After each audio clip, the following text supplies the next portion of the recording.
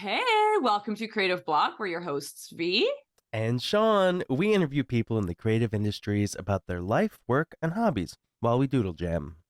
We ask people on our social medias like YouTube, Patreon, Threads. We still post on Twitter somehow, and and all of those. If they had specific topics they wanted us to discuss, as well as some drawing prompts. Today, we have with us LIZA SINGER. Hello. Hi. Hi, everyone. Thank you so much for joining us. This is so How exciting. do you do? I do well. How about you guys?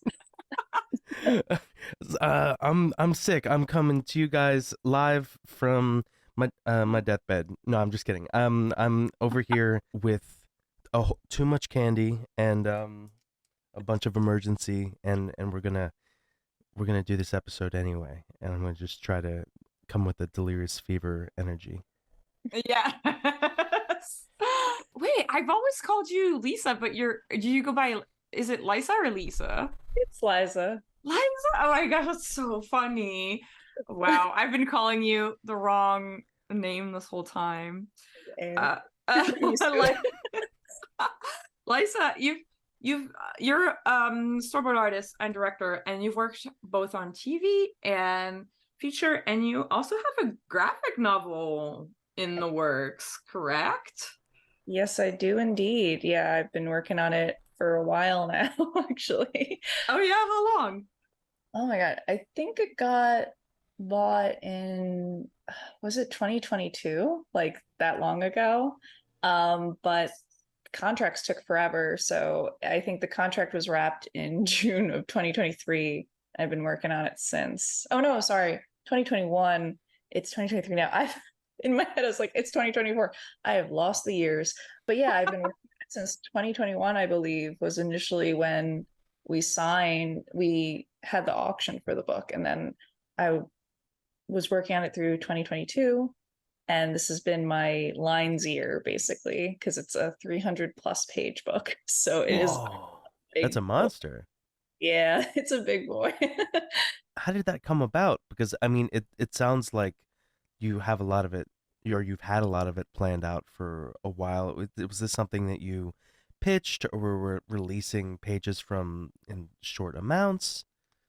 So actually, it was a story I came up with in college. And it was a personal story that I was kind of retelling as an animated series pitch. And so initially I was going to pitch it as an animated series, and then I got hit up by an agent for publishing who was curious about like what kind of work, what kind of stories I had. And I just sent like a whole bunch, and she was like, this one really piques my interest. I'd love to learn more. And that was sort of the one that we went with as my first book. But yeah, I've been sitting on this since I guess like 2012. So it's a story I've had for a really long time.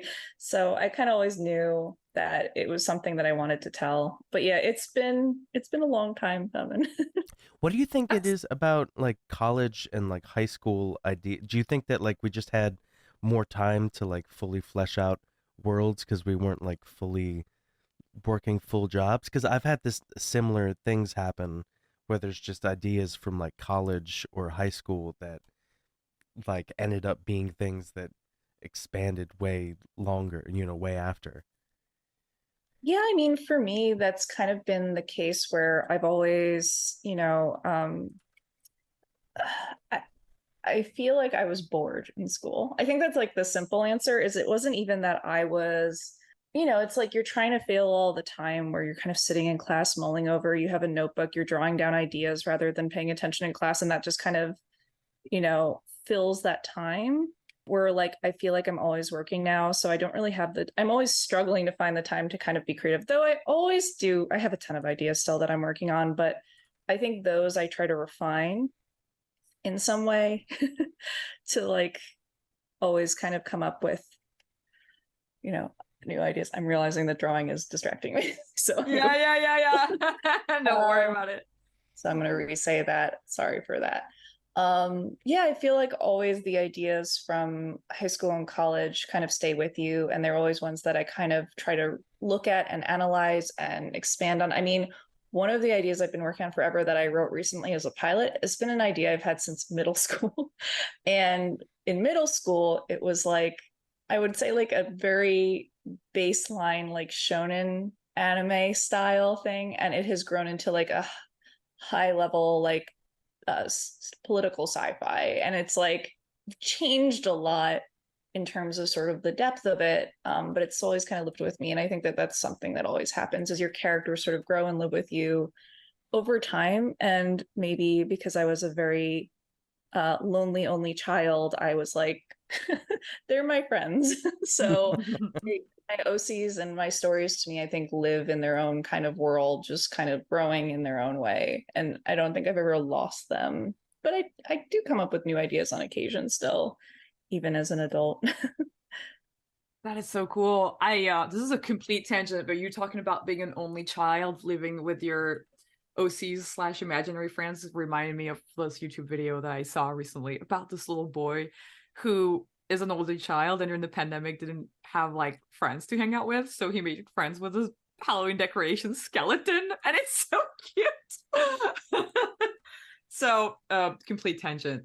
That is so cool that like you had all these worlds that you were spending time in, and I think it's so cool too that when you have an idea, even if it's in middle school, you kept it close to your heart and you kept kind of like working on it. Because I feel like sometimes as creators we can be like, oh, I've moved past this idea, but you've kind of kept all of them. How do you, because you that idea you had from college ended up being what you pitched as the graphic novel. How do you kind of like keep a record of all these ideas? Do you keep them in your head? Do you have like Google Docs? Like what's your... Oh man. So yeah, I have Google Docs now, but I have notebooks upon notebooks from childhood that I used to write. Like some kids had diaries, I had idea books basically. And so even like my sketchbooks, I would sketch doodles of ideas of like, I guess thumbnails is like rudimentary thumbnails at the time of childhood. And then I would write down plot ideas and figure it all out. I would sometimes take screen caps. I had a lot of text edit docs because those would like be easy to transfer.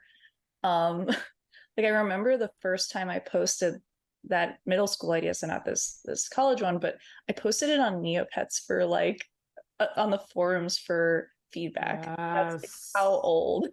Neopets. I was like on the Neopets forum, I was like, what do people think about my graphic novel idea? So I mean, there's a lot of like weird records that I have of all these ideas. I did this like weird thing in college where I wanted to make my own wallpaper. So the college idea and my book, which is called Wayward, and it's been called Wayward since college, but which is actually an interesting conversation, is my publisher wants to change the name. That has been very hard for me to want to do. But I used to want to make wallpaper, so I would put up large sheets of paper all on my walls with like duct tape, and I would use markers and I would draw ideas. So I came up with the idea by drawing. Like I would have like parties where friends would come over, small parties, but we would all draw on my walls with like Prisma colors and stuff. And that's like where I started, as I was writing the idea once on my wall. And I still have that piece of paper. Like it's kind of crumply, it's kind of, water damage, but it's the first drawings of the characters I ever did. And it still kind of lives with me. The characters, obviously, the designs haven't changed a lot, but my drawing style and skill has changed. That's good. That's good that you've improved since then. Do you think that that we all just get into animation to legitimize getting to talk about our OCs all the time? Because now it's not like, oh, you want to see my OC? Now it's like, you want to see my pitch? Like you want to see my original short? I came up with this new character. You want to see? I mean, I think so. I mean, I think it starts with our way of interpreting the world. Like we all start with our OCs as our way to communicate, understand the world, kind of build. And obviously we see cool stories and characters and we're like, I want to do that too. And yeah, I think like it's I think we're still playing pretend as adults, and I think we're always, especially artists in animation, I think we all still want to be on the playground running around being our OCs, and this is our way of kind of doing it in a in an adult appropriate setting where we, you know, can make a living. But I think a lot of us would prefer to run around being cartoon characters in our heart of hearts. I mean, that's why a lot of us still play D&D. Yeah. True, true, true. That is so true. And it's funny too, because I don't know if you've ever felt that, but I feel like it was okay to have OCs when you were like in school, even college, but then as a professional, there was like almost a little bit of a like weird stigma with the word OC, but now I'm like using the hashtag anyway, so who's laughing Well, now? I think it But also I- depends on whether your OCs are based on like existing properties. Like if you have a Sonic OC and you're Mm. 34, I think it's usually viewed a little No, bit but differently I feel than like yeah. if you have like like if it's a completely original character that's not tied to any fandom, that's still technically an OC, Yeah, Yeah.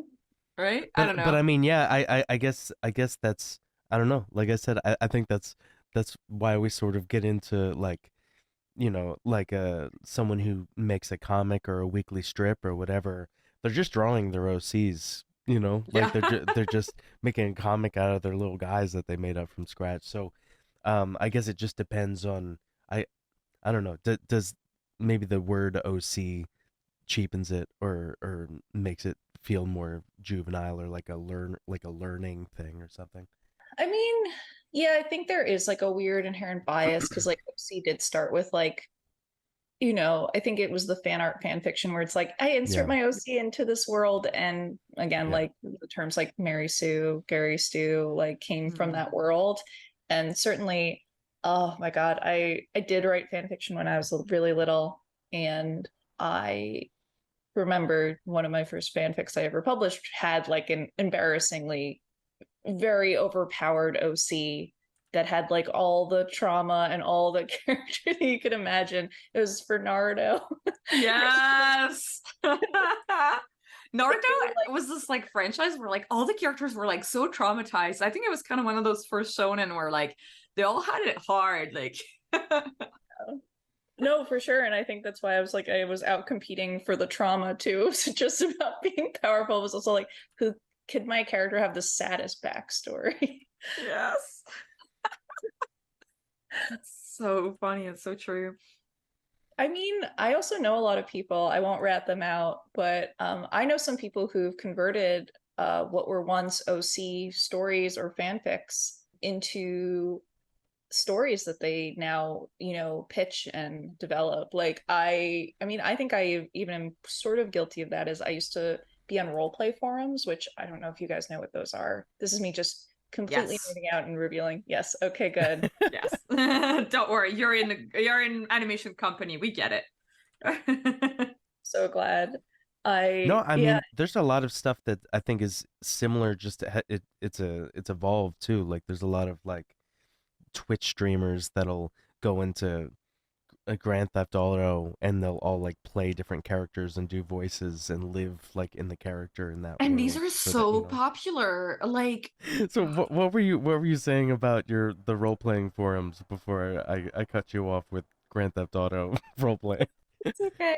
No, I was just gonna say that like some of my quote unquote OCs came from a role play forum that I was on, and it was like a different world, and it was like a high school like kind of X-Men-esque thing, and I just like developed characters, and they were so separate enough of that world that I just would develop like fantastic realism characters for a book I was writing because I have a So lot of too many characters, too many are books. and are there any techniques that you developed like when you were doing that so playfully when you were younger that you bring into developing characters now that you can like connect? For sure. I mean, I think one of the things that was really great is, I guess this is a humble brag, but one of the things that I've been told a lot in my writing is I write very believable characters. And I think roleplay forums is where you don't really write stories, but you really learn how to build characters.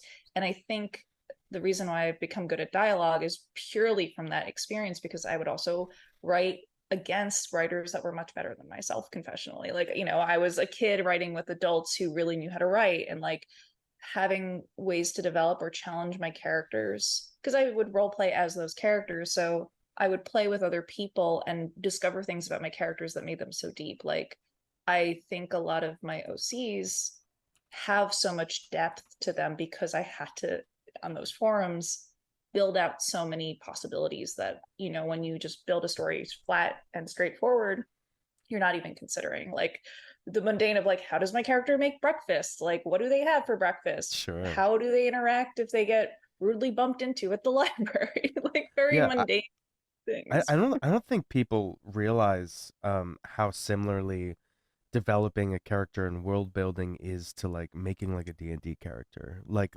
figuring out like just doing the small amount of work that goes into like you know what's their history, you know, like what's their backstory, what's like a catchphrase that they say, like what's their weakness, what like doing a small like worksheet almost of character quirks goes so far into developing your little guy. And I think that a lot of people's character building, it's quickly revealed that they don't have the character that thought out when you ask like a simple question, like, you know, like where'd they go to school, or, you know, whatever it is. For sure. And I think that that is something that's why I get a little frustrated, I guess, at the pitching process, because there is this idea of like, just pitch me another idea. And I'm like, I don't think you understand that the idea I just pitched you is something that I've been like building for years. Like, you're getting and I think this is actually a problem between artists and animation people and writers from the other side, you know, other side of the pond. Now some of those writers are super nerds and did the same stuff, so I'm not gonna like discount that. But I think animation tends to attract people that are deep within their own personal worlds. And we tend to explore one idea deeply and very expansively. And then I think comedy writers, which tend to be the people that sell shows in our industry, they have like, how about this, how about this, how about this, because they're just thinking of bits. They're thinking top level, and we're thinking very deep level. And I think that that is why sometimes animation artists struggle to sell shows, or struggle to get their kind of pitches more exciting to execs, because execs are thinking top level. They like to hear that log line. They like to hear the quick idea that gets someone to watch. But artists are in our own head. We've been drawing these characters for 10 years on our notebooks. We know it so deeply that we don't know how to do top level as easily. Yeah. Most of us not. I agree with this so much. I feel there's definitely this thing where it's like I think it was in this Sage episode that I was talking about how like you have to like mourn your character a little bit if you pitch a show and then it doesn't go anywhere, because they're kind of like alive, like for, I don't know, when you've lived with the character for such a long time, they're like living little creatures and beings, and you love them, and then when somebody's like, no, we're not going to offer them a home, you're like, oh, my heart. I think one of the number one things that animators have trouble with pitching is they'll have this show that they've been thinking about for like 10 years, and they'll go in and they'll pitch it, and the executive will be like, this is great, but can we like change the main character to a female, and can we change the name? And then you just freeze, and you're like, no, you know, and that's, you know, where a lot of problems come from. It's so hard. Yeah, it's really hard because it's something that I feel like, because the three of us have experience pitching. You've pitched a bunch also, Liza, right? Yeah. Yeah, it's like I've been trying to figure it out in the sense of like, how do you go in a room and still look and feel confident, but are ready for your idea? Like, how much do you know that you can keep or give up on, I guess, or like how much do you need to have figured out, and how much is like kind of like free form for the execs to kind of like play with, because you do want to collaborate, you don't want to be a brick wall and be like, no, this is it, this is all or nothing kind of thing. It is such a like difficult balance. That's so interesting. How many ideas have you pitched? Lisa, like in, I don't know, you don't have to say which companies, but like, have you pitched to like multiple different studios? So I have pitched one idea the most, and I've pitched though about 4 or 5 ideas total, maybe 6 if you count like, so I've done like shorts programs and stuff too, but those are usually like one shot and those are less fleshed out ideas. Where But at? Where did you do the shorts? I was part of the second tier of the cartoons, so we'll Oh, see. heck yeah! Heck yeah! Are you where are you at with it? Are you finished? Or are you So I submitted the animatic for it, like not a full animatic, but like sort of like the beat boards for it. Oh heck yeah, yeah, yeah. They told me like if we get greenlit for season 2, we'll let you know. And then it's been like Crossing fingers. so Yeah. I'm hoping for that season 2 because I've been kind of sitting on it since January. But I think I was like overly enthusiastic and had time in between jobs. So I was just like, I'm just gonna pump this out, which is a little bit also a problem that I have is I am a little too enthusiastic. I guess we can call it neurodivergent.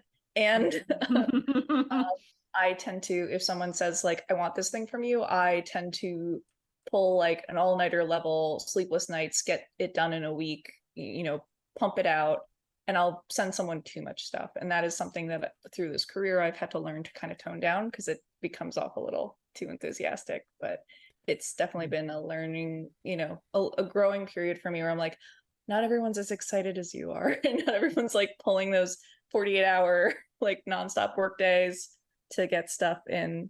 But yeah, I mean, I think the pitching process for me is tough because I tend to feel it very emotionally. And I had a manager that approached me about one of my ideas. So I'll back up for a second. So I pitched an idea once as my first try when I was early in the industry and kind of experimenting, and I didn't know what I was doing. I took like a class on pitching and developed the pitch there, and I think I overcomplicated it. And by the time I brought it to my first exec ever, they were like, "This is cool. This is a lot. Come back to us in a few years." So that was like a good learning lesson to learn. Then I decided, okay, I'm just going to make animatics of my own ideas because that's kind of my comfort zone. If I can put it out, that's a lot easier for me. So I made a few animatics for a pitch that I had kind of been brewing that was different from the one that I had pitched, and got hit up by a management firm that were like, we love this animatic. We would love to represent you and help you pitch this. And I was like, I was just making this for myself. Sure. And they were extremely confident in the idea, and we pitched it everywhere. And actually, we turned down a few smaller name studios because they were extremely confident that it was going to sell in the big name studios. It didn't. And I think that ended up being kind of a blow for me, and I had to kind of regroup after a while because it was like a tour de force. We pitched like 20 places, and that can be rough. Crazy. What year was this on? Like 2020, 2019. Oh, right. So right before the pandemic. Yeah, so it was when things were getting bought up and hot, but I think confessionally, I wasn't really a known entity. And that was what the big stopping point for the studios was for me, is they were like, we love the idea. We love it so much. The second part of it was a fantasy series and everyone was buying D&D. So every studio had their fantasy idea and they were like, we don't want a fantasy idea. We'd love your second idea. So I got that a lot. Now, did it help me get a ton of work afterwards and help me propel me into directing? Absolutely. So it was a huge benefit in that regard. It helped my career a lot. But I was less experienced. It's been 4 years now since then, 4 or 5 years. So this is something that doesn't get talked about as much. Yeah. The fact that sometimes pitching things can lead to other jobs that aren't the pitch. Would you mind talking about that a little bit? Because this is something that I've seen a bunch. Yes. Like the idea that you'll go in and then the studio will see you as someone that we should have this person at our studio working on something. Absolutely. I mean, I think it's extremely common and it's a great way to get work. I mean, even just get yourself well known at a studio that you work at. It's still really helpful because I think it separates you from just being a pencil. which many artists are unfortunately seen by studio execs as. Not even in like an offensive way, but just, you know, they hire so many people, it's hard to separate everyone. So when you go into a pitch room, they get to know you as a person, and they get to know your ideas for the first time outside of the projects they already have. So all of a sudden they can start to identify you as a human being with creativity. And I think that that helps you get recognized as someone that they want to work with and collaborate maybe in other roles outside of, you know, and again, like help you get those like directing jobs, or, you know, work on a feature, or, you know, whatever it is. So it's a great way to kind of help boost you within the executive minds. Because even like you might get asked to help do some freelance on a development project because they might want to see you in that leadership position and see how you do that. So I've also got an opportunity to just do like light development or work on pilots because of it.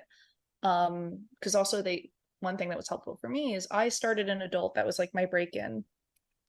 And I would say I am not like an adult animation person. Like I grew up liking some adult animation like Futurama and stuff, but my base was like anime, and you know, I liked feature as well. So I felt like a little out of place. Like I wanted to work in that 8 to 12 section, and all my pitches were 8 to 12 looking. So they also got to see that that was the art style I naturally draw in, and they were like, "Oh, you are capable of drawing in this appealing way. You can work on these projects." So it was also very helpful to show my range that, you know, might not be exposed from my portfolio, because I was working on indie projects of my own that showed I could do a different style than what the job required of me. How do you efficiently show your range? Because I do feel like a lot of artists are worried about being put like pigeonholed into a little box, you know, like, oh, you only do animation, adult animation, and you only do storyboards, like, and you've managed to show that you can get out of that. How do you kind of showcase all of that? I mean, it is hard. I think you have to do a lot of pieces that are outside of your job, and that's the unfortunate truth. I mean, I think you have to, and sometimes people can see your old artwork and see, like, you know, if you just do character design or sketches, sometimes that's alone enough for them to see your range. But really doing indie boards for me was the most helpful. I would just do personal projects. I'm tired and I don't do them as much anymore, but they were very helpful for me transitioning from my current job or my job in adult. And truthfully, like, now I've worked in such a range, studios still don't know what to do with me all the time. I still am a little bit of an enigma. They're like, you worked on this and this and this, and what? Like, how are you doing all these things? And I think there's a little skepticism that artists have range. And I think you'll always be fighting that. Yeah. I literally got told by a project. So before my last few projects, I worked on like a classic Disney-esque feature, you know, like that kind of artistic style. I was talking to someone that was hiring for a more recent feature, and they said to me, "Don't you only do anime?" And I was like, "Well, I did just work on an anime leaning project, but I can show you my boards from a literal like Disney-esque feature, the completely different." And you know, it just was one of those funny things where sometimes people will just write you off by the most recent project you did, and that is a struggle.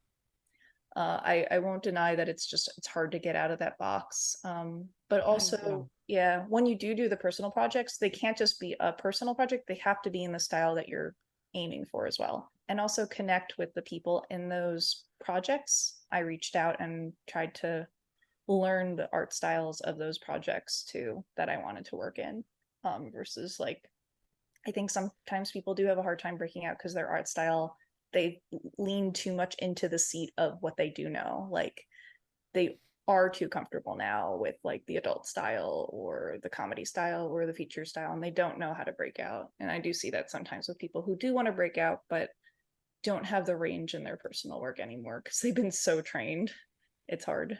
That is so true. I feel like the reality, I think you're touching on something that is so true, is that as when you start being a professional and you get in this network and you start drawing in the style, and then you keep being put on all these productions with the same people, that is both great, but also, ends up kind of like putting you in the little box of like, okay, yes, you do all the Bob Burgers looking productions, or like you do all of the like, I don't know, like wacky cartoon productions, you know. It's gonna, and it's hard to, you know, after work be like, if you want to break out of a specific style after work, being like, okay, I'm gonna specifically draw something that is not that in order to get closer to them.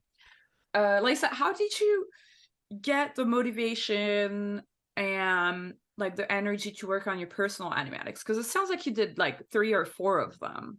And can you describe them a little bit? Like, were they kind of just like 30 seconds, like a couple minutes? Were they like a full short? Like, what was your process for each of these? And where did you post them? Was it like YouTube, Vimeo? Like, kind of like how, like, give us a little bit of an idea how you went about them.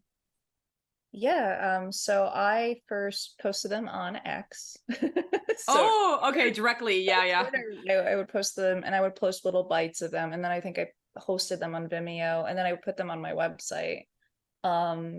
So yeah, I mean, I think it was also a way to push what I wanted to do with storyboards, but so I also write a lot on my downtime, and a lot of them are actually, I would say, the cold open to scripts.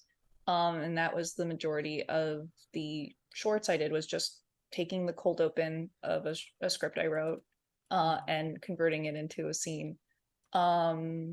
So that was really easy for me because I was like, I already know what I want to do. Classes are very helpful too.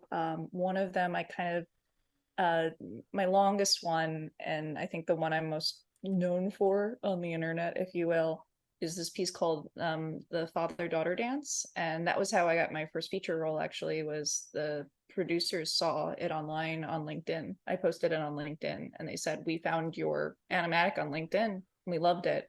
And they hired me off of it. And that one was, I think, about 3 or 4 minutes. I have to double check, maybe around the 3 minutes. And that was to a musical piece. And I had the middle school idea I talked about at the beginning of this. It's from that. And it's one of the climaxes of that story. And so it was like, I knew that scene. And I said to myself, I was like, I could spend years making the graphic novel or hosting it on Webtoons, or I can just board out the scene that I know I've wanted to draw my whole life and just kind of get it out of my system. So the energy for me and the impetus for me is like an obsessive need to get my stories out there. And it kind of triumphs over the tiredness, because I think I get drained at sometimes the jobs where I feel I'm not listened to. Yes. Or the jobs that maybe I don't like the content of or struggle with the content. I was very motivated and inspired to get out of that. So when I'm happy at work, I'm less productive on my own stuff. When I'm unhappy at work, I'm very productive. It's a sad truth. I've noticed that too. Sean, have you also seen that in your career? Because I've definitely seen that. Isn't that so crazy? Like, oh my gosh. I even remember telling a showrunner this. We were like walking to like 7-Eleven or something, and I was like, I'm so happy on the show. I don't feel like I need to draw personal art right now. Yeah, unfortunately, Spider-Man, I didn't work on any of my personal stuff, which is to how fun that show was. Yeah, I mean, it usually depends on the show, but yeah, for sure, I've had it both ways. That's so interesting. That is so cool though, that like, I love that you posted the animatic itself on LinkedIn, and that goes to show, everybody, do not overlook the power of LinkedIn. Producers and recruiters love LinkedIn. This is top tier advice. Social media is for artists. Yes. And recruiters will be on social media. They'll find you on Instagram. There are recruiters on Instagram and TikTok. But I find LinkedIn is for producers, for sort of more right brain. That's right brain is the technical side, right? I'm forgetting which one's left tech. Whatever. Yeah. I believe you. Everybody in the comment, let us know if right brain is the creative side or the trouble. I don't remember which one's which. It's a dumb stereotype anyway. But it's people that are I think less focused on seeing, looking for resumes, looking for people to hire. They're going to be on LinkedIn, and they're not looking for the social media hot takes, if you will. They're looking very professional. Yeah. They're all on LinkedIn. I think art directors and directors and creative people are going to find you on the social media because they like to see more of your personality. They like to see your artwork. they tend to lurk there more. So I would say, both are advantageous and you get different reactions from either or. I also think that LinkedIn is a great place to keep as a portfolio, to curate as a portfolio, so you can't keep your social media like the rest of your social media a little bit looser.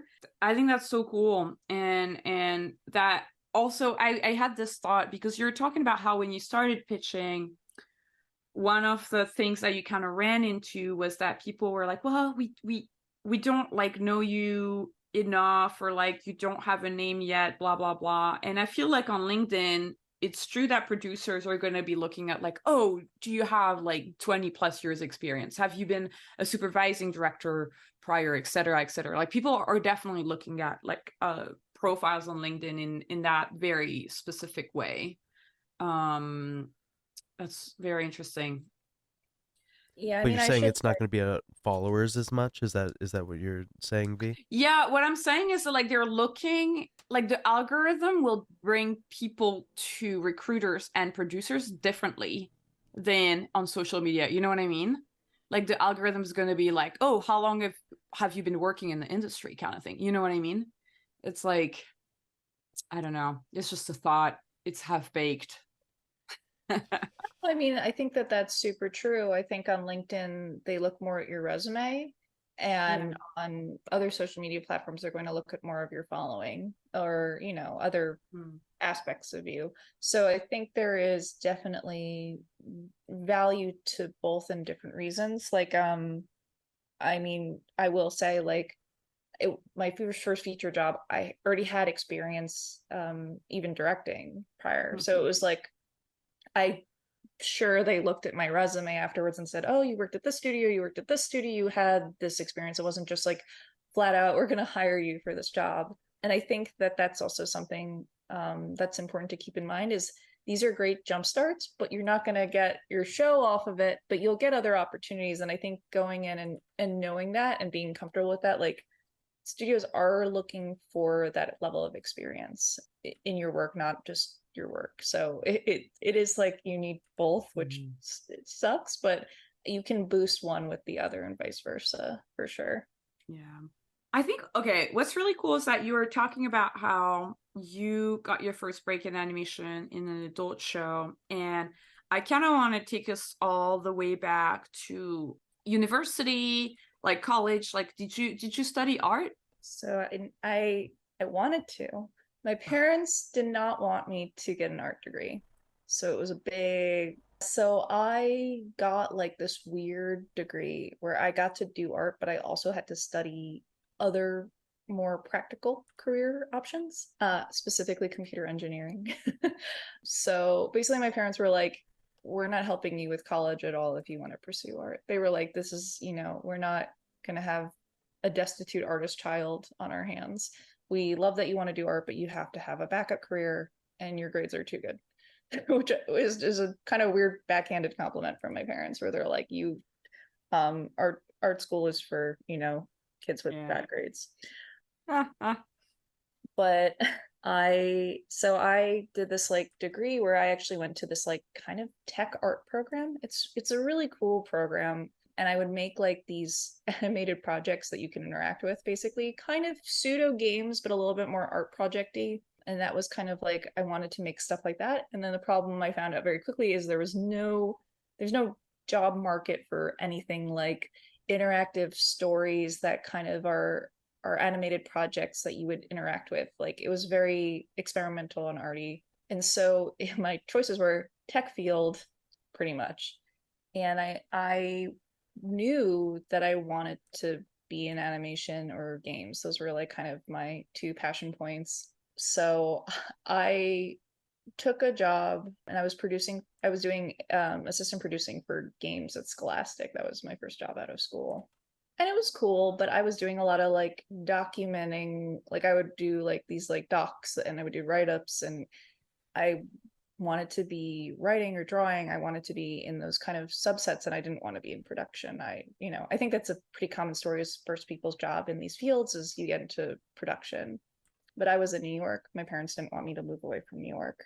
So I eventually was trying to figure stuff out. And I had a teacher in school, so this is a little back before I got that first job, who introduced me to what storyboarding was. And he was like, you like to write, you like to draw, this is what you should be doing. And I took that class and I was like, light turned on, this is what I want to be doing. And he broke his arm and needed someone to fill in for him. So he was like, I'll give you your first few opportunities and you can help me in the advertising world doing basic storyboarding. And so I was able to get some freelance work through him doing storyboarding for advertising. But it wasn't animation. It wasn't what I wanted to be doing. So while advertising was okay, I was just kind of like, okay, I'm doing this freelance advertising work. I'm doing a production job that's not making me happy. And I was looking in New York and I was like, I can't find anything except for this kind of work. So I decided whatever money I had, I was moving out to LA and not telling my parents. Oh, And I did that and it was crazy and I had very little money and I had a couple freelance jobs still from New York that I was able to use to pay rent basically. And I took a CDA class, and off of the boards I made in the CDA class, I got very lucky and got my first job. Whoa. wow, that is so cool, dude. That is so cool and inspiring too. Wow. You don't have to do it the traditional way, but I do recommend classes like CDA because I took that class and I was like, oh, advertising boards are not going to get me a job in this industry, because I was using my portfolio as advertising style boards. So they were completely out of the realm of what I needed to be doing. And there wasn't the resources on the internet like there is right now. How would you describe the main differences between advertising boards and TV boards or like animation boards? Advertising boards are beat boards. They're kind of fully rendered. They're meant to kind of set up the staging more for a live action shot. So also you don't have to have necessarily as precise layout as like what's common now in 2D boards. And it's less about like animated movement because the actors are going to do that. So it's really about setting up the lighting. It's letting the production know what they need to buy, basically. I see. Yeah. So when a producer looks at the boards, they're going, okay, we need this kind of lighting, we need this kind of set, we need this costume for this actor. So it's actually like helping them figure out those kind of budgetary concerns, which, you know, is a part of animation as well, but it's not kind of as essential as what it is in live action. So for advertising, and also I did a lot of boards that kind of would sell ideas. So you'd be like, this is the general idea of what the ad's going to look like. And you would pitch that to an executive, not unlike animation, but it could be very high concept where you're like, we go from this shot and then we go to this shot. It was like single shots. They didn't really move. They were very illustrative.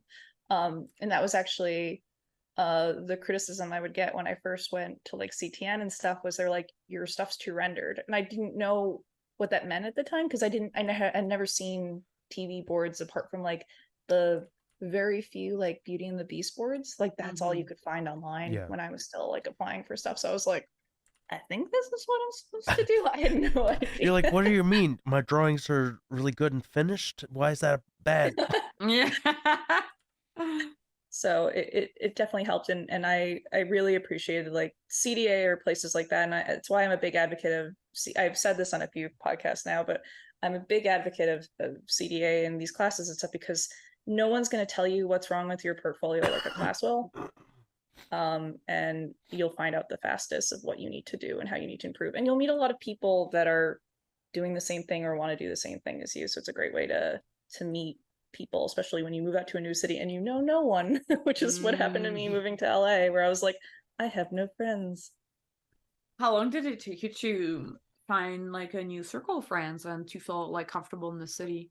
I mean, I think I was lucky. So I went to CTN, and it's so funny.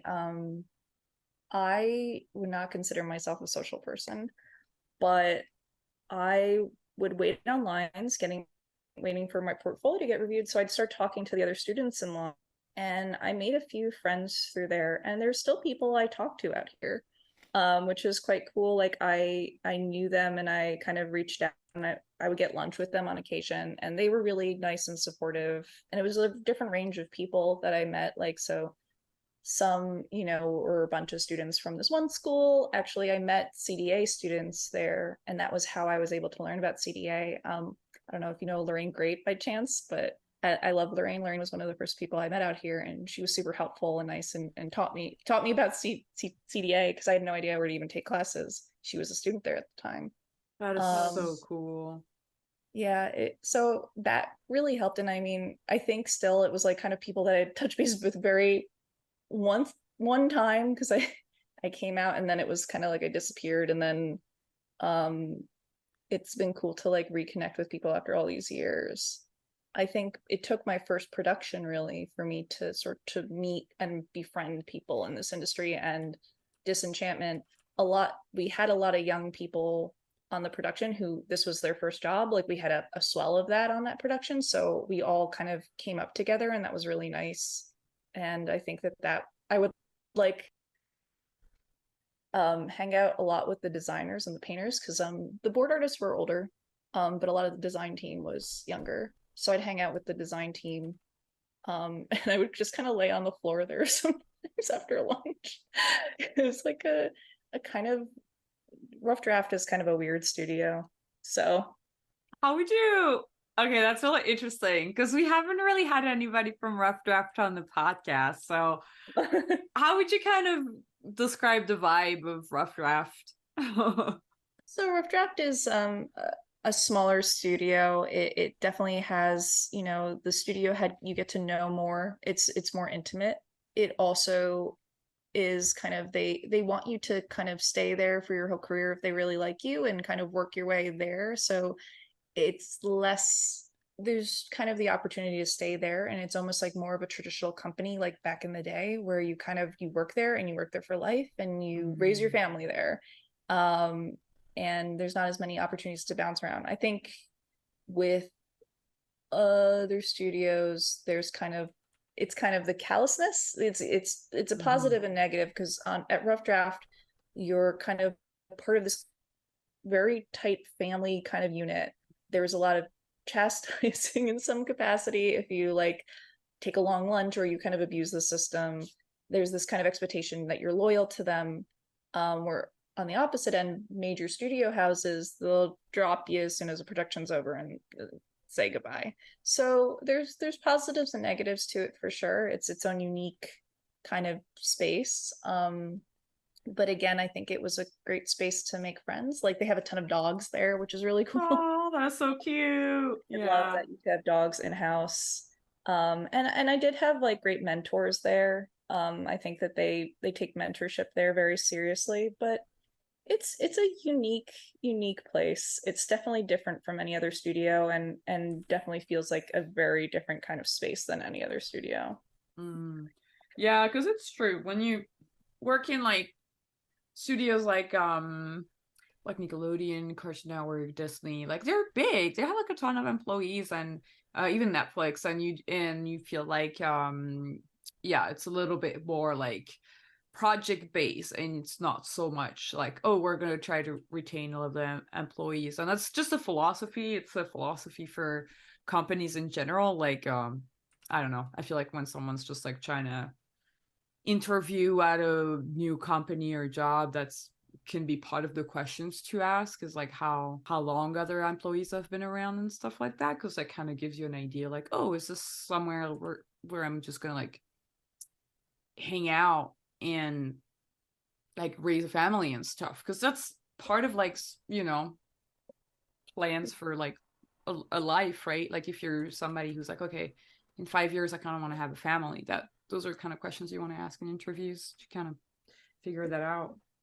I think for me it's kind of complicated, because I think it's something that maybe I would have wanted later in my career, but not at the beginning. Like I really wanted to stretch my wings, and I wanted to explore other places. I wanted to try other productions. I mean, I think I still had different priorities when I was first starting out.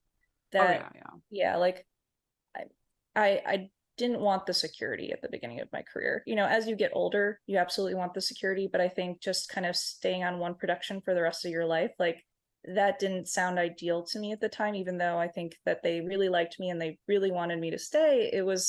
it was very hard for me to make that choice. Like I definitely was like, I didn't want to let them down, but I was very much like, and I know people that are, you know, I started with that are still there, that was their one job in animation and they've stayed there their whole career.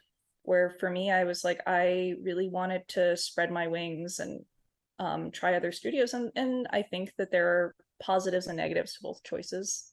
I think for me, think I've always been relatively ambitious, and I think I couldn't have that there because it would just be working on Disenchantment for, you know, till 6 years. And again, as much as one thing that I think that they liked about my portfolio was kind of feature geared, and they told me that they liked that my stuff was very cinematic. And I think Disenchantment was trying to be more cinematic than the average adult show. But then I was getting adult programs that I didn't want as much. You know, it was like, I was like, oh, but this is not common to have like a cinematic adult show. And now that's changing. I mean, most adult shows now are actually more action focused, or we have Scavenger's Reign or completely different shows. But at the time, it felt like everything was going to be like flat, like Bob's Burgers. And I was like, well, that's not the camera work I want to be doing. So that was also like, I kind of felt I needed to get out of adult before it became my whole life. Yeah, that makes a lot of sense. I feel like there's a couple of like shows that kind of break that pattern, but it's true that most adult is very like sitcom type of staging. Yeah, and I think for me, I like to do things that are more experimental with the camera. That is definitely, if I had like one common thread in my work, it's like I like to do a lot of stuff with cameras. So it would have been a little too restrictive for me. Even though I like doing acting and other stuff too, it wasn't like my priority. Mm-hmm. That is so cool. That is such a cool origin story too. How you like origin story? Well, I think that is interesting comparing like the different types of studios and like how there's multiple different avenues someone can go down. You know, that there are certain places where you can get set up for a sort of a long-term career at the same place and settle down, and it's possible to do that. Or there are places where you can go and you skip around between production and production, and you know. Yeah, for sure. I mean, I think that's even true about certain productions too. Like even at a place like Nick, like if you're going on to maybe say, I guess it's not as true anymore, but like maybe more of a SpongeBob production, or you know, Big Nate is a little bit more stable. Like there's certain shows that have stability where even if they don't sound maybe to an audience member the most exciting production to be on, Sure. it's going to be maybe where you're the happiest, and it might be the place where you're most stable. And I think sometimes audiences don't realize, like, why would you want to work on XYZ show? Not to badmouth. And you know, it's because that show is really comfortable. It's more of a 9 to 5 job, and people have families and they want to choose a job that has that stability. And as you get older and your priorities change, that becomes more of a reality, because you kind of, the glow and sheen of like exciting projects kind of rub off, and you're like, okay, but like I need health insurance and the ability to pay my rent consistently. And so I think those realities change and you start to pick different priorities in life. And I think there's absolutely nothing wrong with that, but it's harder to explain to like fans of animation. It's also something that I was just talking to a buddy of mine about, like, because he's like 10 years older than me, and he was like, yeah, I gotta start thinking about my retirement. And I was like, oh, like the kind of thing that you never think about when you're 20, right? You know. Yeah, you want to have these good benefits, these plans at some point. I feel like we have a ton of questions for you. Do it.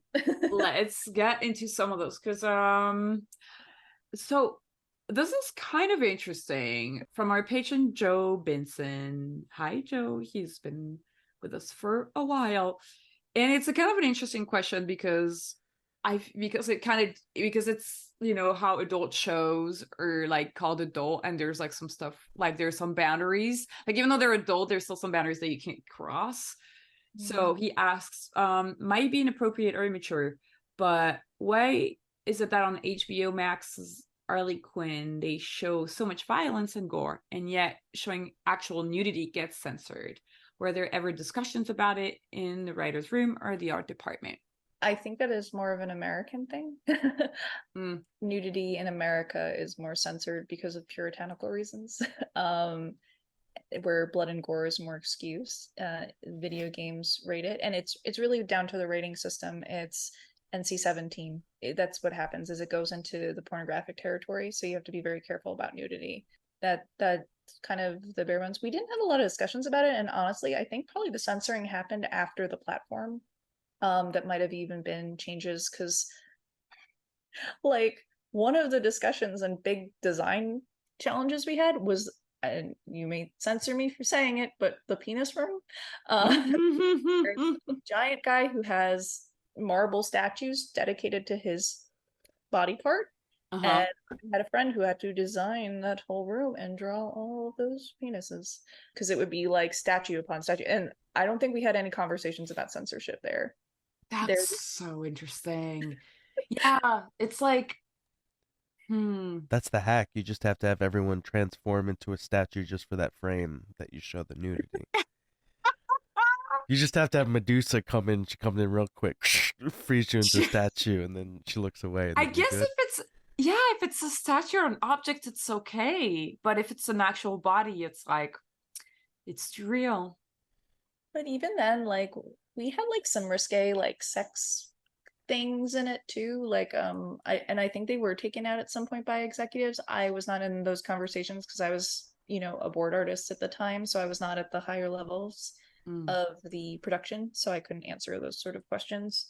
But yeah, I would say they were more, I don't know. This is my real answers. I don't know, because we had like, I think a scene that was got taken out, and it was in season 1, so it was a long time ago, but we were in, when you go into Harley and his mind palace and like the characters are touring, like there was a scene of Harley dressed as Batman having sex with Joker, and like that was one of the vignettes, and they took it out, and we were all really bummed because it was very funny. Because it was revealing about, the Joker's preferences.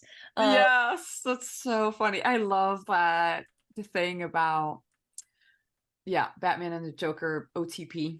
I heavily support it, and I think I think they still kind of suggest it, but it was definitely downplayed a lot more than what we originally. It's pretty much the original boards, and it was very graphic. I was like, oh my god.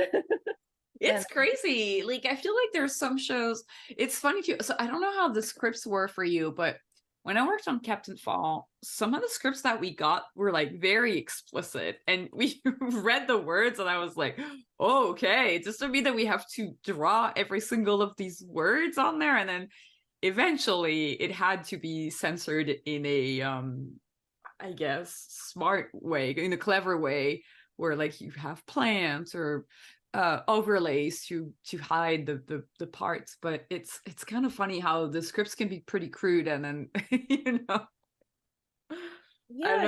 I think it's executives and studios kind of take a look at it and judge. I don't know, but yeah, the scripts themselves, I mean, so Rough Draft, one of the productions they made, and younger people will not know about this show. Oh god, I have to remember the name of the show. Maybe you guys can help me. It was a parody of reality TV with super Drawn Together. Drawn Together. And so I worked with people who had worked on Drawn Together. Wow, that was so cool. I actually really like that show. I've also worked with people from Drawn Together. That's funny. All right. I was told some stories about how they couldn't tell their families. I was working with a guy who came from like a very Catholic and he was like, I could not tell my mom what I was working on. I had to make up what show I was working on because I was terrified of her finding it. And like, I mean, Drawn Together was very risque in humor and tone, and so I've heard some stories of what the challenges of working on that was like. That's true. It's funny because I don't have a memory of it being so overly sexual, but also I watched it when I was in my early 20s, and I was watching, and South Park is very, I don't know. It's also, I was watching all these shows. It's kind of in that same range. Got some stuff in there, yeah, for sure. It's so funny, but I totally understand though. Like, yeah, like if you If you have a very religious family, you don't want them to find out. That would be a funny pitch origin story. Like I started making up the show that I was working on for Yeah, my parents, and then I started just like developing it out, and like then I started pitching that show around, you know. you That's have to make it happen just so the lie would never be found out. It's a lie. Yeah. That's so funny. Now I'm the create. They're like, how did you become the creator of the show you work on? How did you do it? that's incredible. That I love that so This is such an anime. This is like Death Note level of like my 3D 4 chess, 3D chess, 4D chess thing. I don't know. It's so funny. We kind of answered the half of the question from our patron Puzzle Gum, who asked, where did you get the idea for your graphic novel? So you're talking about how something that you were thinking up in college, but I like that second part where it goes, and how did you know it should be made in the medium of comics and not something else? that is a really good question. And I think there's an aspect to the first half that I can answer a little bit quickly, which was it was based on a friendship breakup. That's sort of the story of what the comic's about. And I think that was really interesting to publishers too, because a lot of the plots they had seen before, and this one was sort of unique to them, was something that kind of was told. And for me, it was like a very big tragedy in my life. It happened in middle school, and it was my friend moved away. So it was a little different of how I told the story. But so that's a little bit of how I came up, is it was me processing these feelings of this friend I dearly missed, and was trying to reconcile, how do you break up or come to terms with a person you can't because they literally physically weren't there anymore for you to hash it out with. And that's something that kind of I hashed out in my comic. So that was sort of where the origin point for it came from. And what helped in terms of bringing that to a graphic novel is it's a very finite story for me, is even though the original way I just developed the story was more episodic, like there's sort of the two main characters are demon hunters who are best friends. And rather than it being the origin point of how they became demon hunters, it's about they've already been doing it their whole life, so they're used to it. And it's like about the drama, the interpersonal drama between them, and how the demons they're fighting kind of mirror what's going on in their situation, because the demons are manifestations of suppressed emotion. So all the fights and battles they have are with suppressed emotions of other people, but it's, of course, wink nod, it's what they're going through. So I felt like though it was episodic, there was a clear point to end a novel with. So it made sense for me to be able to adapt it into sort of like, it was the first season arc of a show, but for me, it felt very finite for the book, where I was like, I know where I'm starting the story and where it's ending. And though graphic novels can be continuous and you can do multiple volumes, the story for me was one that I felt like I didn't want to commit to more books for this one. I wanted to be like, it's one book and it's out. The story is done and it can continue. There's space for it to continue, but there's a act 1, act 2, act 3, and it's done. And that was part of the reason why. Also, I mean, it was able to be adapted to middle grade, which was more popular in graphic novels and publishing at the time. So that was part of the reason my agent and I went with this one. I have more adult stories. My middle school idea that I came up with in middle school has become a very adult topic. So it's one I would love to do, but adult is much harder to sell without a name. So it's one of those cases where middle grade is very easy to sell. So there's some realities that sometimes it's about the market and what your agent wants to bring to the market, but it's a story about middle schoolers and dealing with their middle school stuff. And I think also publishing allows for things that TV doesn't. It allowed me to be more serious with the story and be less commercial, which is really fun. Is in the graphic novel space, I could be serious. Part of the pitch was saying, these friends have a breakup and it's messy and it's dirty and it's complicated and they fight and it's not happy all the time. Like there's comedy in it, there's action in it, but I was able to be serious. And I think publishing likes artists. You know how I was talking about earlier, just to interject, about how artists struggle with pitching to TV execs because we are very deep level. Publishing actually loves that. Publishing is our friends in that they love a deep dive story where you know all the pieces and you know all the acts and you know all the characters. They love that you can tell that whole comprehensive story. So publishing for me I find really easy to pitch in. It feels like it's like a marriage made in heaven for me because I get to write out everything. I don't have to be loud and personality in front of exec and memorize a thing that I have to read out and act like it came off the top of my head. I can just send them a document that I took time to write out that's comprehensive and tells the whole story, and they go, we like it. And I'm like, this is amazing. I wish it was like this. So that's part of the reason too, is I find the type of writer I am to be easier to sell to publishing because I'm more of a serious person in my storytelling. I think I am comedic, but I think I have a hard time communicating that in a pitching room. And that's something also I'm working on, where I'm like, okay, let's bring some levity to this. Stop talking about the deep emotional trauma that you're trying to detangle. Well, I think that there's some people that are really good at like having a serious story with comedic moments. And then there's some people that have a comedic story with, you know, comedic moments and a few serious moments. You sound like a little bit more of the serious story, and then you have some moments of levity and like a comedic relief kind of situation. Absolutely. Yeah, I think, and I think that that is a harder sell in general in TV, especially when animation still at the time was more for kids. They were like, there's a lot of trauma. Like, when am I getting a laugh in here? And I'm like, it's in there. It's just you're asking for the top level story, and the top level story is the trauma you asked me to talk about. And then I forget that that's not what they actually are asking when they ask for your life story. I'm trying to show you all the themes and all of the like the main things we're talking about. It's so true. I feel like you have to hide it all under the comedy. Like it's so interesting because I do feel like in animation, people can get scared pretty fast if it's too heavy or dark or like deep. So I feel like you have to kind of like lead with the comedy, and then I don't know. It's very interesting, but it's very true what you're saying, and I think it's so interesting that you talk about like you're more of like I write it all down and I send it out to a publisher rather than doing the little song and dance, because the song and dance is so hard. If you're not a comedian, it's gosh dang, it's really hard.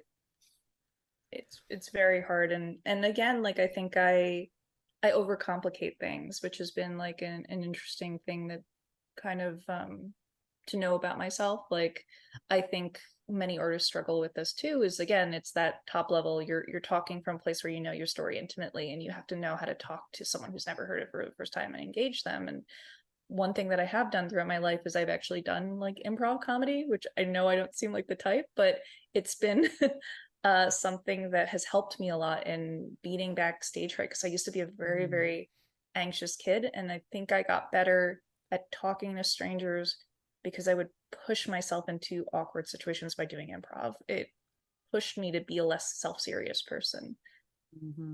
I 100% agree. Improv, like just taking a single class has like taught me so much about how to make a scene work, character work, how characters interact with each other, listening to a character, knowing how there can be conflict without characters having to yell at each other, you know what I mean, without getting in a confrontation. Because I think that's something that I've always, I don't know if you felt that, but like reading a lot of these writing books, it always feels like, oh, well, people have to start arguing, you know, because you talk about conflict, but conflict does not have to be people arguing. It can be so many other things. It can be just something that a character has to do, but they just don't want to do it because they're uncomfortable with it. Absolutely. Yeah, it's really I think that's really interesting. We have a lot of questions from Twitter. We have a question from @38__SR, which is Lee Cree, who was a guest on this podcast before. Lee asks, now that you've been a director, has that changed your relationship with creating in general? I hear that directors don't get to draw or create for themselves that much, so I was wondering if that was true for you. I would say maybe not so much with myself, but my relationship with the industry and the relationship I have with boarding is very different since I directed. It's the most learning how the sausage is made. Directing and upper management positions, not just in terms of drawing, but in terms of it's a bureaucratic position, and fully understanding that is hard until you're really in it. You know so much more of what's going on behind the scenes. You know so much more about how money is being allocated and in what way. You hear people talk about other people, which is very, very hard, honestly, for me to deal with, because it's very, it can be very like harsh. It can be very frank, where you're, you know, all of a sudden you're hearing, you know, you have to think about the production, and you have to think very logically about the production. So your relationship is not drawing anymore. Your relationship is about the production. So while there are creative decisions that are made in a directing role, it's a bureaucratic role. It's a corporate role. And I think, especially for TV, I should say, directing for film and feature has a different flavor. And then that's closer to an EP role, actually. But for directing, I find that it is much more about people management. The creative part that is really cool for me in directing is you get to see an episode as a whole, and you get to see and interpret and infer the story a lot more. I mean, I think it also depends on the production. I've directed on a few productions now.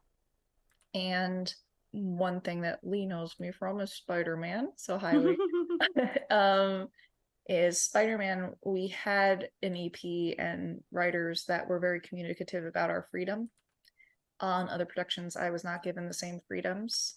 And we were very fortunate because I could talk with our writing team and our executive team about like, hey, this story point, like, what's the gist here? Can I move some scenes around? Can I rewrite some stuff? And there was that flexibility to kind of collaborate with the writing team to make the show better. And that was awesome. And I love that part of directing. And actually, I feel extremely stifled when I go back to boarding, because I feel like I don't have those opportunities again. Yep. And that's where the relationship I've had with storyboarding has changed, is now I know what the director does and changes and manages, and I'm hungry to do that always. Like it's so creatively satisfying. Actually, it's tough, it's exhausting, and I think when you do care about the show you're working on, like, I'll confess, I wanted to work on Spider-Man all the time. I actually had to restrict myself from working on it because I loved it. I genuinely loved working on that show, and I wanted to work stupid hours on it. Like, it was not like the studio pressuring me, and it's actually something you have to restrict yourself from doing, because, and I was very adamant about my board just restricting themselves from working too many hours, because it when you are in the director's seat, all of a sudden the episode becomes yours. You become so passionate about making it the best it can be, and you care even more than just working on your scene, because you're taking all the different scenes and you're figuring out how to put them together, and you're figuring out how the story works, and it becomes so much more of a, for me, a narrative role. And I really liked that. I feel like sometimes I did miss the drawing, and that's where I would take a scene here or there. Especially, I take scenes for me when I know exactly how I want it to look, and I don't want a board artist to do all the work and I'm going to change it. That's my one rule for myself. I will never try to make a board artist imagine what's in my head. I'm either going to work with what they gave me and it's theirs, and I want to keep it as much theirs while incorporating in the story, or I'll do it myself, because I have had leadership that has it in their head and wants to see my first pass before they do it. And I can feel the difference now, and it's very clear, the difference. And I much more prefer either being in a place where management is working with me collaboratively to make sure my idea matches what the show wants, what they're looking for in the episode, but it's still my ideas, rather than people that like to micromanage. And so I, as a director, I try to do the same when I work with the team. So again, it changes that relationship a lot. But yeah, you don't draw as much, so you have to kind of also get used to being hands off. But some directors still put their hands in everything. It's sometimes a personal preference too. But you learn that your time can be more wisely used if you aren't drawing all the time. And that's kind of a lesson of growth, personally. Yeah, that is true. I relate to that a lot, because the first show I directed on, I was told by a supervising director to not storyboard, or like, no, please don't storyboard, because we need you available just in case like the shit hits the fan and we want you to just fix all the things.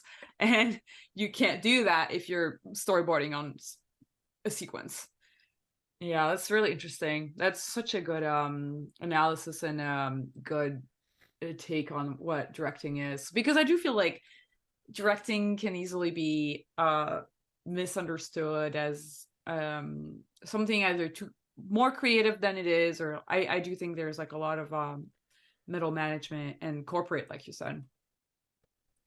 Yeah. And if you're not, it's not for the faint of heart in some capacities. As I said, when I mean talking about people, it's that it's about like, hey, this isn't up to snuff and we need to change it, and blah, blah, blah. Like it can get a little tense, and it's Yeah. complicated emotionally. Yeah. Like this person's fucking up the flow, like, and they're not cooperating, like that sort of stuff.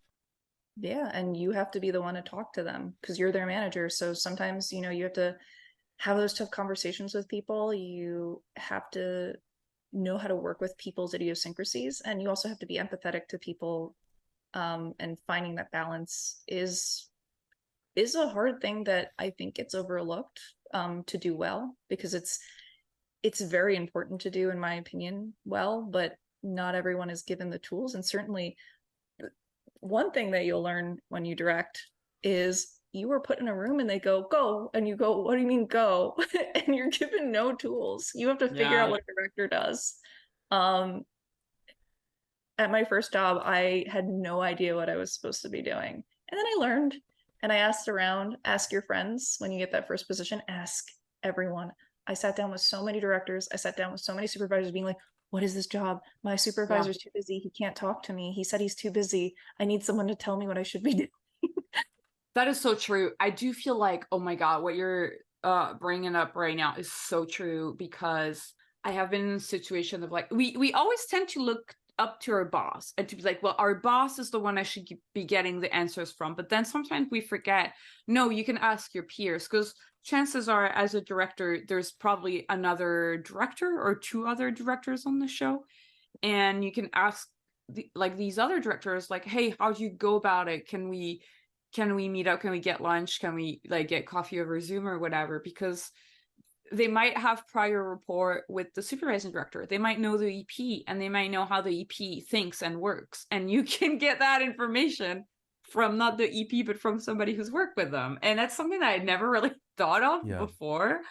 It's so important to know that, because people are so different. I think that goes for most animation jobs, and that's also I think people are very scared of asking questions because it makes them feel that they're worried that everyone's going to realize they're a fraud and that they don't belong there. But almost every storyboarding job I've ever started at, at the beginning I probably asked too many questions. I'm like, what kind of scenes don't you like? How much is adding too much, or how much changing the script can I do? What's okay? What level of clean do you like on this show? And I think that what you're talking about is probably even more questions because every directing job's probably different. Yeah, I mean, even I think that's also one thing that changed my relationship to storyboarding is I got less scared of that, because I used to be very scared of that imposter syndrome of starting a board job and being like, oh God, they're gonna know I'm a fraud. And listen, I still feel that. But I now realize how to be helpful to a production. And that's been very helpful, where I go, hey, do you want to see my boards in progress? I don't care anymore. I'll jump on a call and I can show it to you. I'm not precious about my work anymore in the same way, because I understand that the reason why your supervisor wants to see it is they just want to make sure that you're on schedule and maybe like help you out if you're going the wrong way. They're not going to punish you. They're not going to say, oh my God, you suck.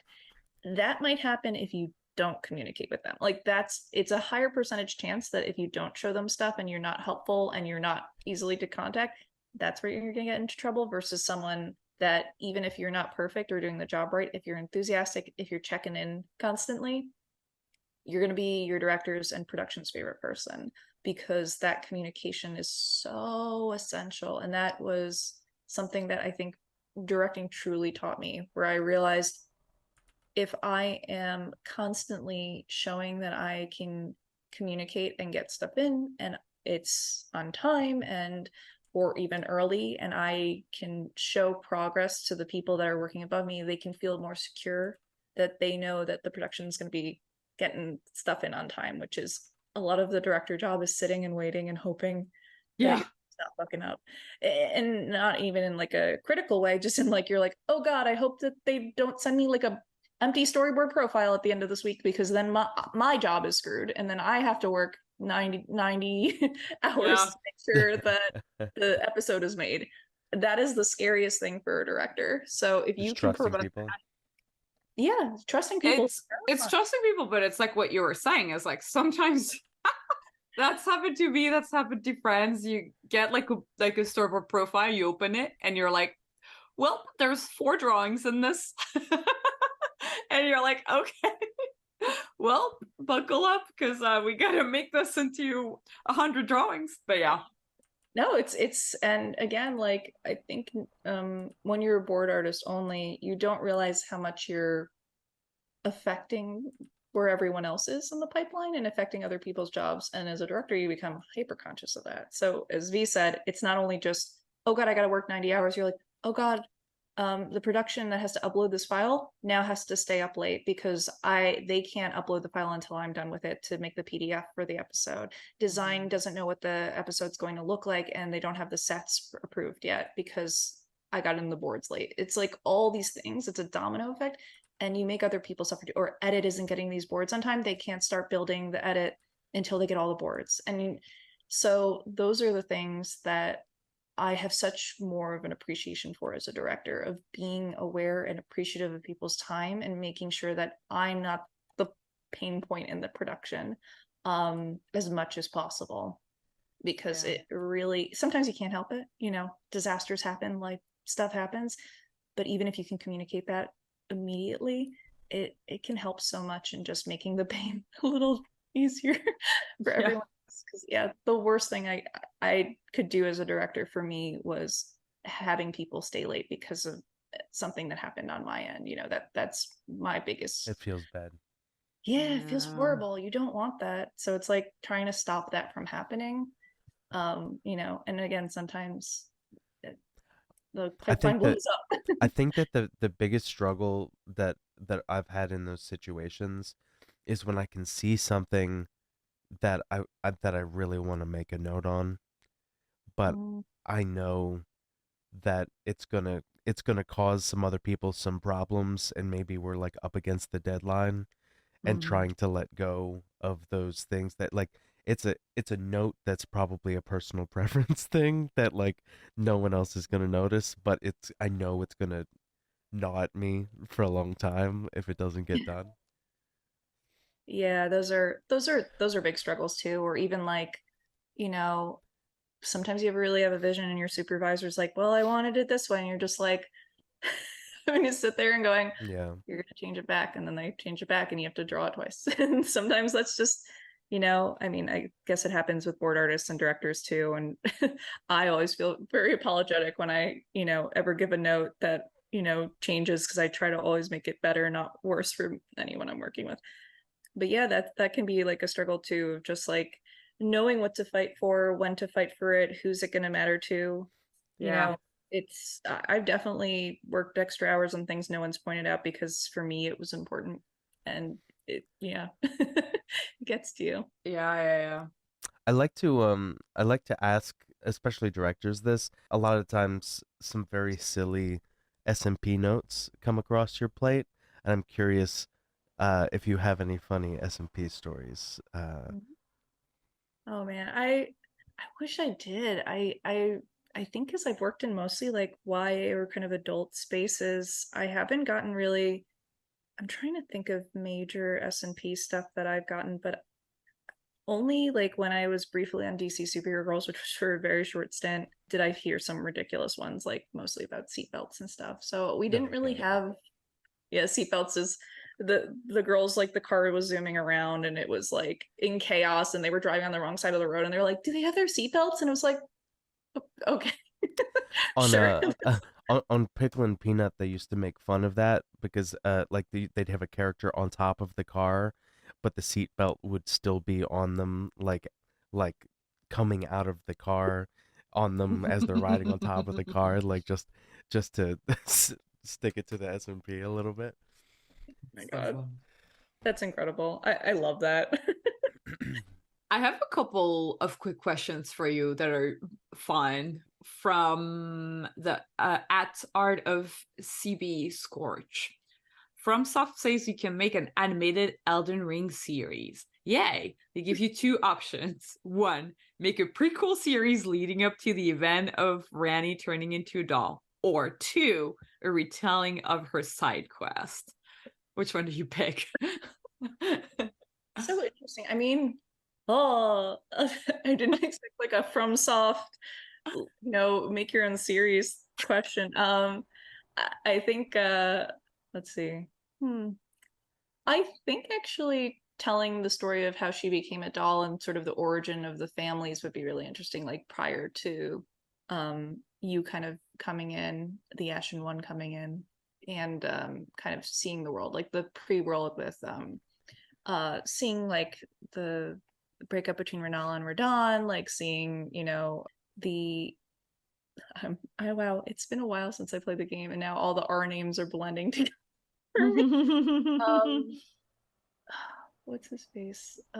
Radigan. So Radigan and like how she like came about and like all of that. Like I think there's so much cool lore to Elden Ring, but this is my hot take. I don't have an easy answer for this, but my hot take is Elden Ring should be a mostly quiet, silent animated series if they were to do it, and I would love to see it in like almost a flat tapestry style.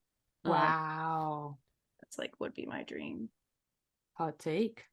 I hope the person that asked that question was they work there and they're trying to get you to be the showrunner or something. Hey, listen, I would happily showrun an Elden Ring series, so don't tease me. I feel like that's like at least 50% of the animation industry's dream, right? Because Yeah. like a video game has like so much lore and cool and fantasy and dark. Yeah. Yeah, but Oh, what God. percentage of the animation industry could handle it? I Well, I know. was looking at a fantasy thing next. I mean, I guess Avatar's fantasy, so I don't know. But like, medieval fantasy. I want to work on a medieval fantasy thing, and if it was dark and like Green Knight-esque, extra cool. So yeah, in the Elden Ring sphere, that would be so cool. We're asking for another hot take. At Casey Pants ask, what is an overrated opinion about storytelling / storyboard that you wish can go away in the future? Oh man, am I gonna get spicy? Am I gonna do the Eugene meme on Twitter? An overwrought opinion on storytelling. I guess this is honestly a spicy take with the current. I think that good storytelling needs morally gray characters, and I worry that we're getting to a point in media where everyone has to be good and nice, especially in animated series and even for kids. And I wish there was more gray. And I think it's okay for characters to be gray. I think humans are gray, and I think they're more compelling when they're gray. And I worry about characters that have to be morally perfect. I think it makes less interesting stories. So that's like my genuine hot take is I really think that we should trying to make sure that every character is morally perfect in order to like them. I think that characters are more interesting when they're human, and it makes me sad that that's like a big talking point in fandom. It really does make me sad. I want imperfect people, and for them to grow, they need room to grow. That's so funny. That is so true. I could talk about this for hours, but I want to ask you more questions, so I'll refrain. But it is very true, and I love what you just said. At Pencil Workshop on Twitter asks, what's something difficult about being a story artist that not many people think of when it comes to that position, and how could one improve that? Well, I don't have a solution for improving it, but endurance. It is you're running a marathon. Mm-hmm. Yeah. I would say don't burn out and understand that it is I guess this is the way to solve it. It's not a perfect solution, but one thing that I didn't know when I was first breaking in is I didn't realize how much I'd be drawing every day and how fast I had to be and how much I had to draw. And the amount you have to draw every day, it is a lot. You have to be quite fast. And when you're first starting out, you're not comfortable in your drawing yet because you're not used to drawing quickly. So getting comfortable with that is really important. So working on your gestures, being more comfortable with messy drawings, imperfect drawings, and just getting it all out is important. But again, also not overexerting yourself early on so that by mid-production, you can't function anymore. You have to sleep. You have to rest. If you're not getting your work done in time, let the production know, but also figure out ways that you can lessen the burden on yourself. You might be drawing too complicated. You might be overthinking it. Talk with your director more. You're sitting on a scene and you can't pump anything out. Talk with your director, sit with them, try to figure it out rather than you stewing in silence and then burning yourself out and doing it all the night beforehand and then pulling an all-nighter, because it's going to add up. You're going to feel it when you're older. And it's as I said, it's a marathon. And one thing I have learned, thankfully, in turning 30 is I can no longer pull an all-nighter. My body will shut down and it will fall asleep whether I want it to or not, and I don't make that choice for it anymore. So you will learn that there's a crashing point as you get older too. And so you have to be good. Luckily, I do think I balanced out in getting faster and more efficient as I got older. So it balanced out from my 20-year-old self, but that's just a big heads up, is you don't even realize how much you'll be drawing and how much you have to know how to draw too. You'll learn how to draw everything. Did I ever want to learn how to draw cars? Not really. Am I now good at drawing cars because I had to be? Yes. That is so true. Dude, the car thing is too real. You draw so many cars. I had to draw a lot of cities, cars exploding, car accidents, car chases. I've drawn so many car chases. I mean, it's a good lesson for if an artist knows that they're not good at drawing something, just practice drawing that thing over and over again, because there's going to come a time, especially if you're working in storyboards, that the world of storyboards and the things that are inside of storyboards are not limited to the things you're comfortable with drawing. Yes. Oh, that's so true. It's so true. I really feel that, because I do remember the first couple of gigs that I had in boards, and especially when you work on sitcoms.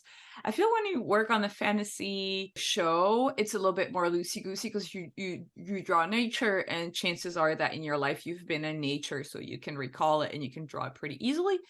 But dang, if you're gonna be in sci-fi or friggin' sitcom, you have to draw things that look realistic, and you have to pull up a million references, because you can't fudge that stuff that much. Especially, I don't know, like, I don't know about you guys, I feel like talking about cars is so funny to me, because okay, you can draw like a cartoon car, everybody can draw it, but like ever since I started drawing Rodney, I'm like, man, I actually gotta look up friggin' references of what a truck actually looks like, what a bus actually looks like, what a friggin' Prius looks like. It is so true, and it's so funny. Like, I mean, Spider-Man was New York City. Yeah. So we were drawing buildings and you know, a lot of sets and a lot of things and a lot of structure on that show, which was part of what made it complicated. It's definitely, structure is very important to learn, and perspective is very important to learn. Scale is very important to learn. There's a lot of character scale, but how big is a person to a chair? How big is a person to a door frame? Very important things look extremely off in your cartoon, especially if it's a realistic looking cartoon. Dude, the doors, for real. I feel the doors, like, I feel like a chair is fine enough, because in life drawing, most of the time you're going to draw a model on a chair.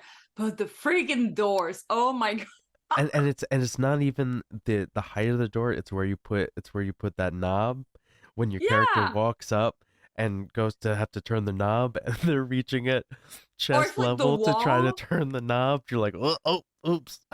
Yeah, if the knob is too low, it looks so weird. If the wall is too thick or too skinny, it looks like it's a set or like not real. It's crazy. Like, doors are insane. This is some of the stuff that you don't hear people talk about as much. Just like that, those are like the small struggles to trying to learn how to put characters into animated. I mean, basically, when you draw these scenes, you're making little miniature snapshots of like a little dollhouse that your characters are Yes. playing in, and the things that they need to handle, like they have to be able to interact with, especially if you're gonna have people draw, the props and have them make sense. Yeah, it's a big component. I mean, listen, that one stays in my head because I had a director humiliate me. So they Oh made me no! get up. No, they made me get up and they said, go walk towards the door and see how tall the handle is to where your hand is and where your hand, like they had me like do all of that. And they were like, use yourself as the reference when you're trying to figure it out.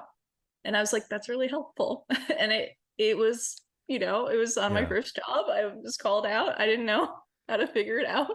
And I was doing it all from my mind because I was one of those stupid kids. And I shouldn't say stupid because you're not stupid, you're taught wrong. I was one of those kids that was taught wrong who didn't think you use reference. And it took me a few years to learn that. And I am embarrassed to say I worked as a professional for several years before I finally used reference. Dude, it's so true. It's so true. I feel like, man, I feel like I waited too long to start using reference as well. No, this is 100% yes. I feel like I only started using references when I started working on the Loud House because it was a sitcom and it was things that I was culturally unfamiliar with. Like, they're in an arcade. You know exactly what an arcade is. And I'm like, oh my God, no. I mean, I've never been in an arcade in France. I don't even know if we have arcades in France. And if we do, they look very different. And so like stuff like that, and like school buses, because I was like, I know what a French school bus looks like, but I know I need to be very specific with how I draw the American school bus because it's not the same look. And then I was just like, yeah, like references are so important. It's so funny. It's so true. One thing that I don't know, okay, this is my pet peeve now. This is just me like rambling, but I don't know if you've had to have people hold smartphones, but I feel like now when I see a drawing of somebody holding a smartphone and they haven't used the reference, I'm like, nobody holds a phone like this. Well, funny enough, my characters are constantly using a cell phone Uh-huh. because they have like a tracker on their phone, and I got very good at learning how characters hold a phone and lunch trays. I've learned a lot of like hand specific things on this job. I've had to do cell phone hoses for shows before, but like the amount that it is in my comic is hysterical. Like they are constantly pulling out their phone. So I constantly have characters like walking around tracking things with their phones, and I was just like, what's also weird is one of my characters doesn't have like a traditional hand. Oh. So it's like she has like a bear claw. So Oh. so yeah, there's definitely aspects to my characters where they hold a lot of stuff. And again, I had to look up lunch trays because I didn't know how a lunch tray looks. And you think you know what a lunch tray looks, but there's so many different types of lunch trays. Do you want to have the indented type? Do you want to have the flat type? How does the food? What kind of food are they getting? Are they bringing lunch from home? Like weird things that you end up referencing that it's just so much better if you if you look it up. I'm like, no, I'm gonna make it my mission to never have someone hold a phone regularly. Honestly, every single one is gonna be unbelievable, the most ridiculous way that you would hold a phone. It's so tough because I feel like the way the fingers wrap around the frame of the phone can instantly make or break the believability of like what they're doing. Like, especially because you can be holding a phone to take a picture and that looks different than like holding a phone to show somebody, look, this is a funny meme, to like holding a phone to how you're talking to somebody on the phone. Are you talking like just to the butt, or like are you putting like a new generation, or are you putting it against your ear like an old fart, like you know what I mean? Is so interesting to me. Yeah, it's so funny. I think let's see. We have one last, two more questions. I like this one from Derek Malik. Joe, hey, I said your name right this time, I think. Malik, right? Since working as a board artist or director, what advice would you give a board artist that's looking to one day become one? Also, what are some things they can do more of as an artist? So I think Sean kind of actually said this really well, which is ask a lot of questions and curious. I feel like I was always a very curious person, especially in house. I would always bug my directors and ask them questions about the process. And I think they saw me as someone that they felt could move up because of it, because I seemed very excited about more aspects outside of just what I was doing. Like they were like, oh, you're really curious about everything. Like I would sit with my supervisor, retake supervisor on Disenchantment and ask him about lead sheets. Now I had not seen lead sheets before, and I would sit with him and he would show me the process because I was just genuinely curious. And I think that immediately shows people who eventually will look to hire you again, because that's how I got my first directing job, was from him actually. He said, hey, I'm supervising a series. Do you want to come direct? And so he remembered that I would sit with him asking about the lead sheets. And also, there's also the secret truth. You got to turn in good sequences, and people want you to be reliable. So both reliable in terms of getting stuff in on time and being, keeping to the schedule, being good for the production. Also reliable in terms of your work, which takes time and just growth and education, which is you just get better at boarding. You feel comfortable in the style. They know you can handle the style. They know you can do what the show needs. And that is one of the ways that you can become a director. So I think all of those culminating together can help lead you into that position. It's also a chance thing. I'm not going to lie. It's also chance. There has to be director positions available. There has to be I think a lot of us moved up during a time where there was an influx of tons of productions and not enough directors. So it was really easy to promote people. Right now, we're a little bit in a phase where people who have tons of experience are directing again, and it'll be harder for people to move up for a little bit just because there's not as many positions to go around. So they're going to hire people with that experience. So that's just sometimes a reality. And again, my supervisor had to get a supervising role on another show in order for me to get that recommendation. That doesn't always happen, so those are things that kind of have to come into the universe to make it happen. And listen, I've heard about entire crews quitting and sometimes a person gets moved up because they're the only one that stayed. That is a way to get a job. It's a toxic way to get a job. So toxic for you. I mean, not a toxic behavior, but I just mean like it might be toxic that you did it, but you moved up. So sometimes that can happen, is you were the person that was willing to stay on a production that was crumbling and they need someone to fill that bill. I've heard that happen. And listen, I'm all for, get it if you need, if you want it. Like if you're like, I'm willing to take the stress and the brunt of that in order to move up in my role, Godspeed. I think sometimes that's how you have to do it in corporate industry.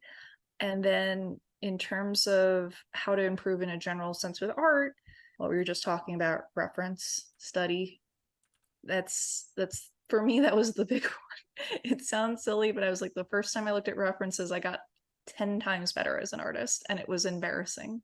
It was embarrassing to realize how much better I could have been the whole time. It was like, oh, I can just look up a thing and look at it and know what it looks like and I'll draw better. It's very silly, but that is, a lot of people don't do it enough. And also studying art too, not just studying life references, studying the way where people put their lines. I find that studying art actually is better for me than studying life sometimes, because you get to see why people put their lines and where. And that clarity is really helpful. I think anime actually is really great at seeing folds in fabrics and understanding fabric, for example. That was how I learned fabric, is I saw where's the line in the fabric. Because you don't do a million lines. Like you look at a skirt online and you go, oh, there's a ton of lines in the fabric. And then you watch an anime and there's like 2 lines. And you're like, where are those lines put and what is it conveying? Those can be really key things to learn to improve your art. And that's just on a general art scope. But I do think improving your art helps improve your success in this industry in general. I agree. Let's kind of go over this question a little bit. I feel we brushed on it, but I think we can get a little bit more insight from you. So at Manny's My Name asks, any advice for any aspiring comics artists out there who aim to make their way into the industry? So specifically for comics artists breaking into animation or in breaking into comics? I think let's try to brush up a little bit on both, because I was also wondering if it was like comics artists going into animation or Mhm. comics artists just getting their first book. But I think both can be interesting. Okay. I feel like I have like poor answers in terms of the book one because I got hit up for an animatic that I did versus like a comic. But the best thing is to make your own stuff and put it out there.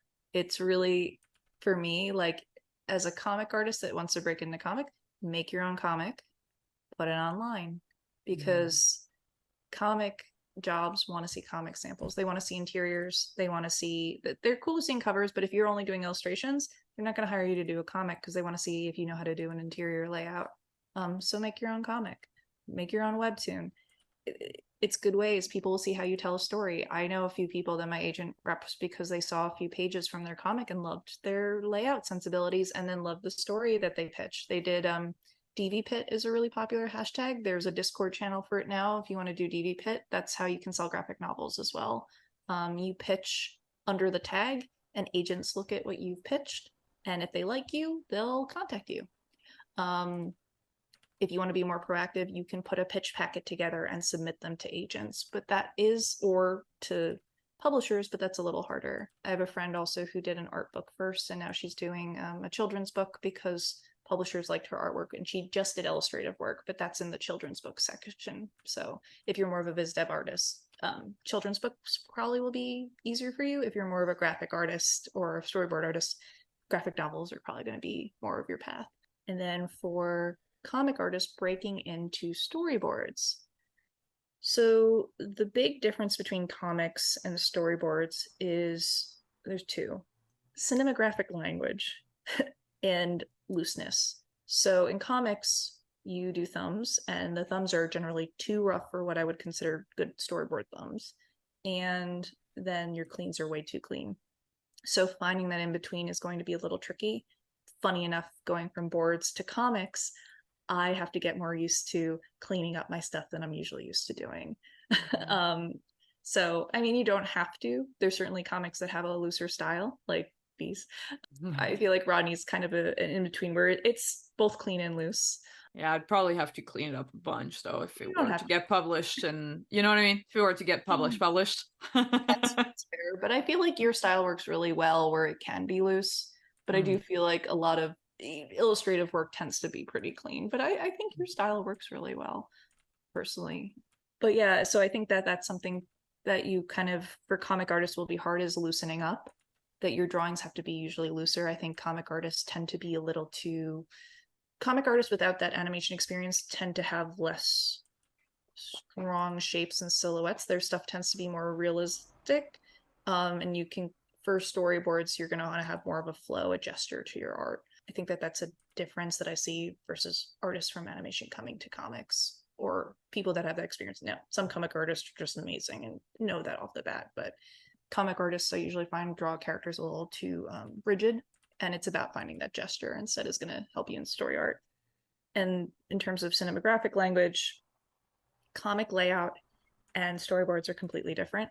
They have some of the same principles, like screen direction and other guides that are good to follow, but you want to look at film and how those shots are made versus like how you would do a comic layout. So study the format that you want to be in. If you want to jump to boards, look at how film is made, look at movies, look at how things are staged there. It's going to look a bit different from how it looks in comics, because comics are trying to communicate more things and you can play with space more. It's a completely different process. And I actually found it really hard to go back to comic formatting after so many years of not doing comics.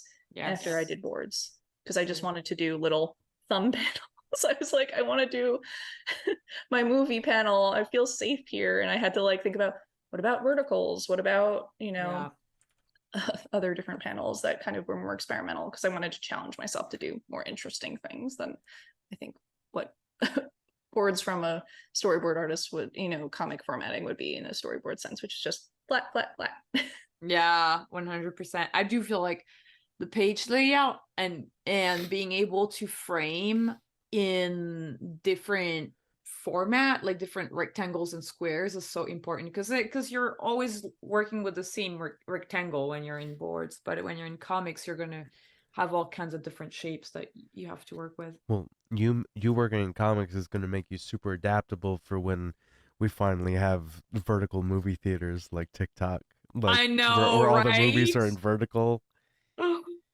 Oh my god.